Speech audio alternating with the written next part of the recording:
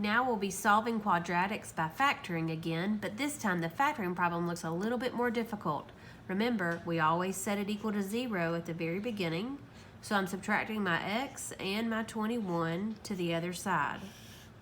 It's now equal to 0 with everything on one side.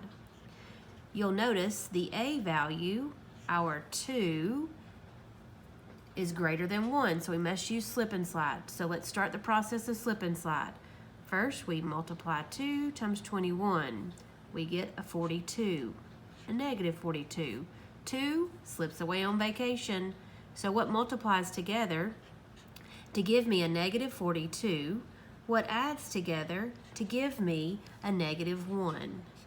I believe those numbers would be 7 and 6. Now, who gets to be negative in this case? I think the 7 does, in order to make a negative 1. As we factor here, don't forget about that 2 that slipped away on vacation.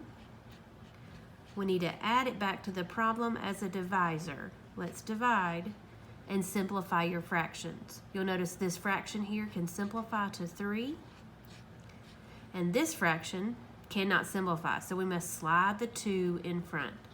2x minus 7. Now, just like we did before, we must set each binomial equal to 0.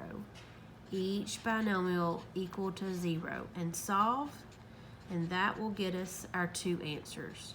We get a negative 3, and looks like we need to add the 7 and divide by 2. Answer 7 over 2 and a negative 3 as our solutions. It's kind of hard to see, but I think you get the point.